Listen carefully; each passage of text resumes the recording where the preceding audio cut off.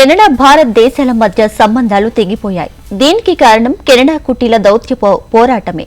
కెనడాలోని భారత దౌత్యవేత్తలను వెనక్కి పిలవడంతో పాటు భారత్లోని కెనడా దౌత్యవేత్తలను ఢిల్లీ బహిష్కరించింది. ఉగ్రవాదాన్ని ప్రోత్సహిస్తున్న పాకిస్తాన్కి ఇచ్చిన ట్రీట్మెంట్ నే కెనడాకు ఇచ్చింది. అయితే ఈ ఓవరాల్ ఎపిసోడ్ లో కీలక అంశాలు బయటకు వస్తున్నాయి. ఇటీవల కెనడా ఉప విదేశాంగ మంత్రి, ఆ దేశ జాతీయ భద్రతా ప్రతినిధి కలిసి వాషింగ్టన్ పోస్ట్ కి రహస్య పత్రాలను లీక్ చేశారు. తాజాగా వారిపై విచారణ జరిగింది.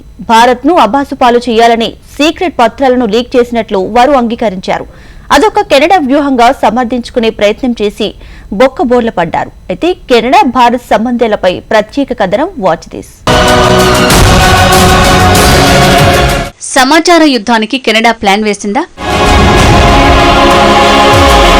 కావాలనే భారత్ పై కెనడా బురద జల్లుతోందా? పాక్ మాల్దీవులతో కెనడా పాఠం నేర్చుకోలేదా?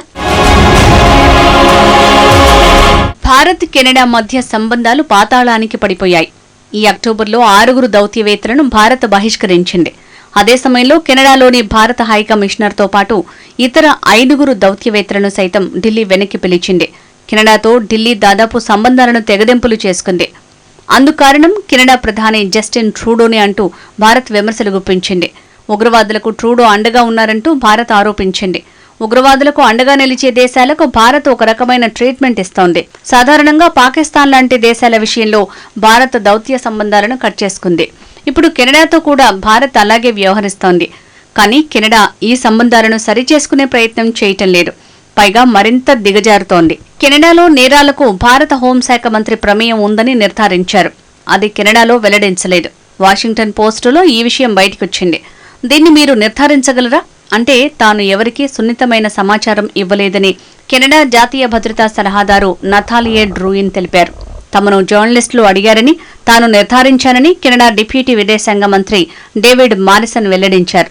కెనడాలో జరిగిన హత్య కేసులో భారత హోంశాఖ మంత్రి ప్రమేయం ఉందంటూ అతడే నిర్ధారించుకున్నాడు. పార్లమెంటు ప్రతినిధి బృందం నిర్వహించిన విచారణలో ఆ విషయాన్ని వెల్లడించారు.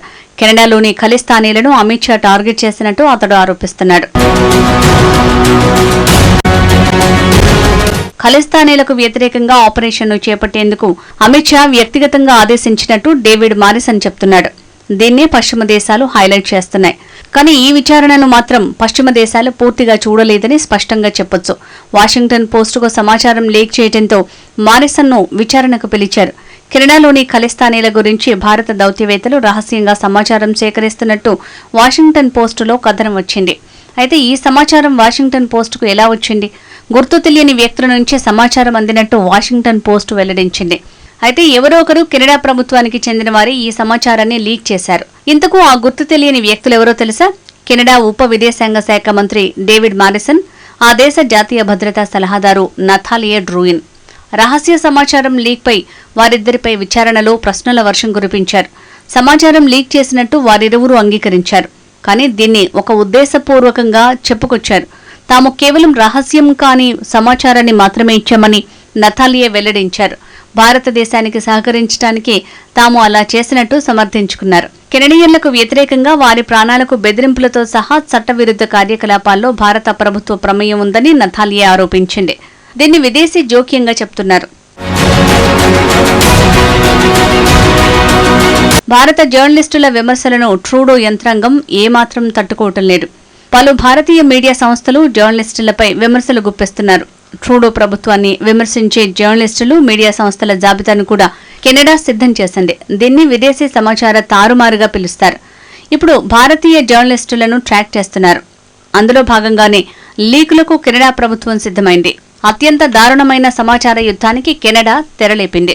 వాషింగ్టన్ పోస్టును కెనడియన్లు ఆయుధంగా మార్చుకున్నారు.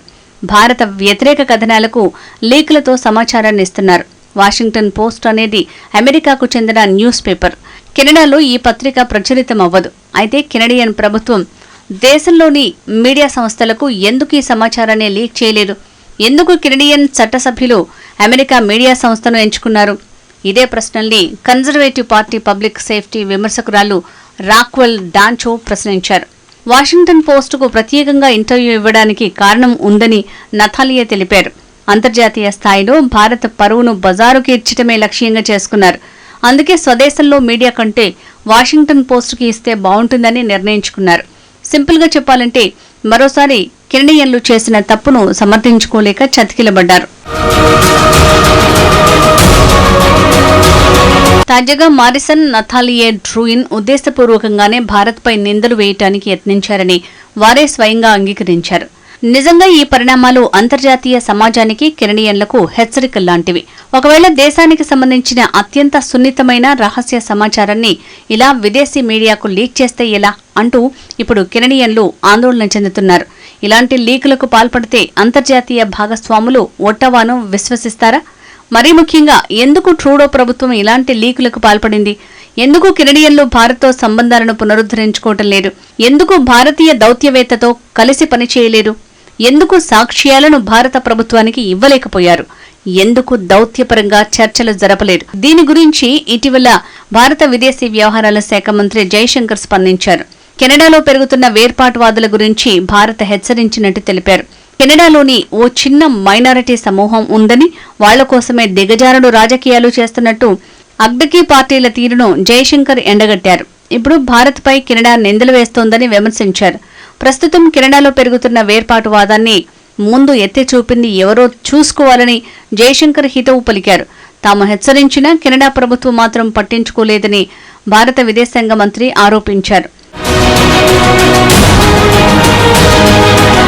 భారత్ హెచ్చరికల్ని కెనడా ప్రధాని జస్టిన్ ట్రూడో పెడచెవిన పెట్టాడు. చర్యల్ని తీసుకోవడానికి బదులు భారత్పై విమర్శల దాడికి దిగాడు. వేర్పాటువాదులకు రాచబాటలు వేశాడు. కెనడాలోని ప్రతిపక్ష నేత పియర్ పోలియేవర్ కూడా అదే మార్గంలో వెళ్తున్నాడు. కన్జర్వేటివ్ పార్టీ నాయకుడు పోలియేవర్. అతడి పార్టీ కెనడాలోని హిందువులపై విమర్శలు గుప్పించింది. అందుకే దీపావళి ఉత్సవాలకు గైరుహాజరయ్యారు. ఎందుకు ఈ నిర్ణయం తీసుకున్నారో పోలియేవర్ వెల్లడించలేదు.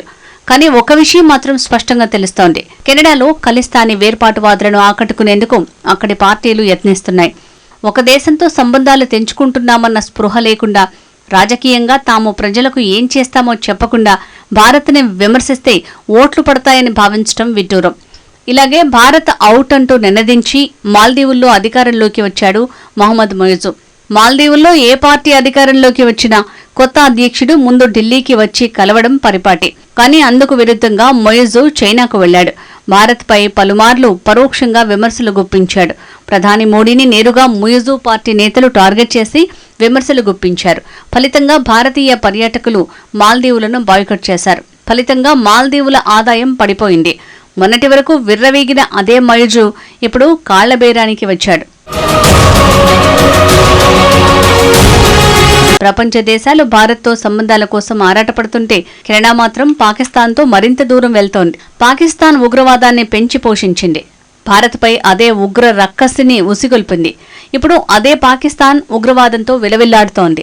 ఆ దేశం ఆర్థిక సంక్షోభంలో చిక్కుకుంటే ఒక్క దేశం కూడా ఆదుకునేందుకు ముందుకు రావటం లేదు. ఇది ఆ దేశ పరిస్థితి.